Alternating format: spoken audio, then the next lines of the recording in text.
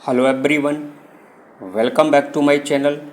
दोस्तों, यूट्यूब के इस प्लेटफॉर्म पर मैं इंग्लिश बाई छवि सर आप सभी व्यूवर्स का हार्दिक स्वागत, हार्दिक अभिनंदन करता हूं। तो दोस्तों, आज के वीडियो में मैं डिस्कस करने जा रहा हूं MA semester third English literature के paper first 20th century British literature first से एक इम्पॉर्टेंट लॉन्ग क्वेश्चन को। तो आइए सबसे पहले लॉन्ग क्वेश्चन को पढ़ते हैं। Right a note on it's symbolism, यानी W.V. ईट्स के सिम्बोलिज्म यानी प्रतीकवाद पर एक नोट लिखिए। लेट्स सी द आंसर, और आंसर को heading wise line by line बहुत इजी लैंग्वेज में समझते हैं। पहली हेडिंग है आपकी introduction. Symbolism is the art. Symbolism एक आर्ट है, एक कला है। ऑफ रिप्रेजेंटिंग आइडियाज़, यानी विचारों को प्रस्तुत करने की एक कला है। और किसके माध्यम से? बाय मीन्स ऑफ सिम्बल्स, प्रतीकों के माध्यम से। यानी सिम्बोलिज्म एक कला है विचारों को प्रस्तुत करने की प्रतीकों के माध्यम से। ए सिंबल में बी अ वर्ड, एक जो सिंबल होता है, जो प्रतीक होता है, वो एक वर्ड हो सकता है, यानी वो शब्द हो सकता है। ए फ्रेज, एक वाक्यांश भी हो सकता है, और एक क्लॉज और एक उपवाक्य भी हो सकता है। But it is always represents, लेकिन ये हमेशा रिप्रेजेंट्स मतलब प्रस्तुत करता है। किसको प्रस्तुत करता है? एन एब्स्ट्रैक्ट आइडिया, यानी अमूर्त विचार को प्रस्तुत करता है। ए क्वालिटी ऑफ ए मूड, और क्वालिटी ऑफ ए मूड यानी मनोदशा की गुणवत्ता को प्रस्तुत करने का काम करता है। और ए स्टेट ऑफ माइंड, और मन की स्थिति को रिप्रेजेंट करता है। There are two types of symbols. Symbols के यानी प्रतीक के दो प्रकार होते हैं। पहला प्रकार है ट्रेडिशनल यानी पारंपरिक, और दूसरा प्रकार है पर्सनल यानी व्यक्तिगत। Traditional symbols are such as used traditionally. पारंपरिक प्रतीक का उपयोग पारंपरिक तरीकों से किया जाता है। For example, W.V. ईट्स यहाँ पर एग्जाम्पल के माध्यम से समझाते हैं। Cross is a symbol of Christianity. जो क्रॉस साइन होता है, जो चिन्ह होता है, इज अ सिंबल, वो एक प्रतीक होता है क्रिश्चियनिटी का, यानी ईसाई धर्म का प्रतीक माना जाता है। Lion is a symbol for courage. जो शेर होता है, जो लॉयन होता है, वो करेज मतलब साहस का प्रतीक होता है। And lamb is a symbol of meekness. जो लैम्ब होता है यानी जो मेमना होता है, वो मीकनेस यानी विनम्रता का प्रतीक होता है। Personal symbols are used by the artist in some typical sense known to the artist only. व्यक्तिगत प्रतीकों का उपयोग कलाकार द्वारा कुछ विशिष्ट अर्थों में किया जाता है, जो केवल कलाकार को ही मालूम होते हैं। तो ये तो हो गई हेडिंग आपकी इंट्रोडक्शन। अब बात करते हैं हेडिंग नंबर नेक्स्ट की, W.V. ईट्स एज अ सिम्बोलिस्ट, यानी W.V. ईट्स एक प्रतीकवादी के रूप में, एक सिम्बोलिस्ट के रूप में। Symbolism was a movement. Symbolism एक मूवमेंट था, यानी एक आंदोलन था। बॉर्न इन फ्रांस, जिसका जन्म फ्रांस में हुआ था। As a reaction against naturalism. किसके अगेंस्ट में? नेचुरलिज्म के अगेंस्ट में, यानी प्रकृतिवाद के विरुद्ध प्रतिक्रिया के रूप में इसका जन्म फ्रांस में हुआ था। रिप्रेजेंटेड बाई एमिल जोला, जिसे एमिल जोला द्वारा प्रस्तुत किया गया था। इट लेड एम्फेसिस, एम्फेसिस का मतलब होता है जोर देकर कहना। On the representation of the impression, इसमें इम्प्रेशन के रिप्रेजेंटेशन यानी धारणा के प्रतिनिधित्व पर एम्फेसिस जोर दिया गया था। The famous French symbolist was Mallarme. जो प्रसिद्ध फ्रांसीसी प्रतीकवादी थे, जो सिम्बोलिस्ट थे, उनका नाम था Mallarme. It's derived the symbolistic technique through Arthur Symons translation of the work of Mallarme, Villiers and other French symbolist. Yeats ने मेलार्मे, विलियर्स और अन्य फ्रांसीसी प्रतीकवादियों के कार्यों के आर्थर साइमन्स के अनुवाद के माध्यम से प्रतीकात्मक टेक्निक प्राप्त की थी, यानी सिम्बोलिस्टिक टेक्निक को प्राप्त किया था। Yeats also advocated the use of symbols. जो W.V. ईट्स हैं वो भी सिम्बल्स का यूज करने की एडवोकेटेड मतलब शिक्षा देते हैं। वी कैन नॉट एक्सप्रेस, हम व्यक्त नहीं कर सकते, समथिंग, किसी ऐसी चीज़ को, दैट मूव बियॉन्ड सेंसेस, जो इंद्रियों से परे हो, बियॉन्ड सेंसेस हो, unless our words are subtle and complex, जब तक कि हमारे शब्द शटल और कॉम्प्लेक्स नहीं हो जाते, मतलब सूक्ष्म और जटिल नहीं हो जाते। अब हेडिंग नंबर नेक्स्ट है the occult symbols of Yeats early poetry. W.V. Yeats की अर्ली पोइट्री यानी प्रारंभिक कविता के रहस्यमयी प्रतीक, occult symbols. The symbols of Yeats, Yeats के जो सिम्बल्स हैं, जो प्रतीक हैं, इन हिज अर्ली पोइट्री, उनके शुरुआती कविताओं में, आर ऑकल्ट, वो एक रहस्य हैं। ऑफ द अर्ली सिम्बल्स, अपने शुरुआती सिम्बल्स से, कौन कौन से शुरुआती सिम्बल्स हैं, जैसे rose, cross, lily, water, tree, moon, sun, ETC, ये सभी सिम्बल्स हैं, ये सभी प्रतीक हैं।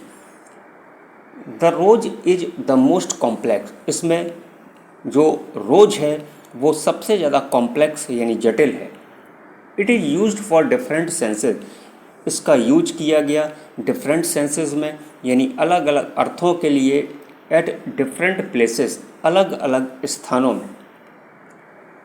In the rose of peace, the rose of peace में ही यूजेस, जो कवि हैं वो यूज करते हैं सिंबल का, यानी ऑफ रोज, रोज सिंबल का यूज करते हैं टू मीन अर्थली लव, और इसका जो मतलब होता है वो अर्थली लव होता है, सांसारिक प्रेम होता है। The rose of the world, the rose of the world में the rose is more complicated, इसमें जो रोज दिखाया गया वो कॉम्प्लिकेटेड दिखाया गया, यानी जटिल दिखाया गया। There are few meanings of the rose, rose की कुछ मीनिंग्स हैं, but it suggest something in each context, लेकिन यह प्रत्येक कॉन्टेक्स्ट में यानी संदर्भ में कुछ न कुछ सजेस्ट करते हैं। Yeats says, W.V. ईट्स कहते हैं, a symbol has more richness, यानी एक सिंबल में कहीं अधिक रिचनेस होती है, समृद्धि होती है, and is more mysterious and powerful, और कहीं अधिक रहस्य और शक्तिशाली होता है, देन अपेक्षाकृत allegory with its single meaning, अपने सिंगल अर्थ के साथ रूपक की तुलना में। तो ये थी हेडिंग नंबर 3। अब बात करते हैं हेडिंग नंबर नेक्स्ट की, ईट्स एंड फ्रेंच सिम्बोलिस्ट, यानी W.V. ईट्स और फ्रांसीसी प्रतीकवादी। Yeats symbolism, W.V. ईट्स का जो प्रतीकवाद है, सिम्बोलिज्म है, इज डिफरेंट, वो बिल्कुल अलग है, और किससे अलग है, from that of the French symbolist, यानी फ्रांसीसी प्रतीकवादियों से बिल्कुल अलग है। He was near, W.V. Yeats near मतलब करीब थे, किसके, आयरिश लाइफ के करीब थे, एंड रियलिटी और वास्तविकता के करीब थे। अ क्रिटिक रिमार्क, एक क्रिटिक रिमार्क देते हैं, टिप्पणी देते हैं। ही वॉज अ सिम्बोलिस्ट, वह एक प्रतीकवादी थे, from the beginning to the end, अपने जीवन में शुरुआत से लेकर आखिरी तक। French influence had little to do with his becoming a symbol and enthusiast. उनके प्रतीक और उत्साही बनने में फ्रांसीसी प्रभाव का बहुत कम योगदान था। Secondly, it is different from, ये बिल्कुल अलग थे, दैट ऑफ द फ्रेंच यानी फ्रांसीसी से, because it is mixed up and modified by his belief in magic and by his nationalistic views and outlook, क्योंकि यह मैजिक में, जादू में उनके बिलीफ यानी विश्वास और नेशनलिस्टिक व्यूज यानी राष्ट्रवादी विचारों और आउटलुक द्वारा मिक्सड अप यानी मिश्रित थे और मॉडिफाइड थे यानी संशोधित हैं। Another characteristic quality of the symbols, symbols की जो दूसरी क्वालिटी होती है इज दैट, वो यह है कि दे आर ऑल परवेसिव, वे सभी के सभी परवेशिव हैं, सर्वव्यापी हैं। They are certain key symbols, वे सर्टेन की सिम्बल्स हैं यानी कुछ प्रमुख प्रतीक होते हैं, that are used in number of poem, जिनका प्रयोग W.B. ईट्स ने अपनी कई पोएम्स में किया। फॉर एग्ज़ाम्पल, उदाहरण देते हैं, द रोज, जो रोज है, is used in many poems, उसका प्रयोग कई पोएम्स में किया गया, इन डिफरेंट सेंसेस, अलग अलग अर्थों में किया गया। तो ये हो गई आपकी हेडिंग नंबर 4। अब बात करते हैं हेडिंग नंबर 5 की, सिंबोलिज्म अंडर रियलिस्टिक स्टाइल, यानी यथार्थवादी शैली के अंतर्गत प्रतीकवाद। His beloved, W.B. ईट्स की जो प्रेमिका थी उनका नाम मॉडगॉन था, मैरिड, उन्होंने शादी कर ली थी, मेजर जॉन मैकब्राइड यानी मेजर जॉन मैकब्राइड के साथ उन्होंने शादी कर ली थी। तो it was a great shock to the poet, इससे कवि को गहरा सदमा पहुंचा, ग्रेट शॉक लगा। ही बिकेम मोर रियलिस्टिक, कवि यथार्थवादी हो गए, रियलिस्टिक हो गए, प्लेनर स्पष्ट हो गए, एंड सैटरिक और व्यंग्यपूर्ण हो गए। But still he kept on using apt symbol, लेकिन उन्होंने उचित प्रतीकों का प्रयोग लगातार जारी रखा, टू रिप्रेजेंट हिज आइडियाज़, अपने विचारों को प्रस्तुत करने के लिए। इन हिज पोएम, इनकी एक पोएम है, पोएम का नाम है the mask, he represents his grief, इस पोएम में कवि ने अपने दुख को बताया एज अ गोल्ड मास्क, एक सुनहरे मुखौटे के रूप में, and selfless intelligence and emerald eyes, और किसके रूप में दिखाया, एमरिल्ड निस्वार्थ बुद्धि को एमरिल्ड आँखों के रूप में प्रस्तुत किया। लिखते हैं, put off the mask of burning, यानी जलने वाले मुखौटे को उतार फेंको, विद एमरिल्ड आई, अपनी एमरिल्ड आँखों के द्वारा इसको उतार फेंको। तो ये हो गई हेडिंग नंबर 5 और लास्ट हेडिंग की बात करते हैं, यानी conclusion. Yeats poems are not transcendental, जो ईट्स की पोएम है वो पारलौकिक नहीं है, ट्रांसेंडेंटल नहीं है। एज, क्योंकि दे सीम टू बी, जैसी वे प्रतीत होती हैं। दे आर पर्सनल, वो पर्सनल हैं, व्यक्तिगत हैं, एंड वर्ल्डली और सांसारिक। हिज रोमांटिक कंटेम्प्ट, कंटेम्प्ट का मतलब होता है अवमानना।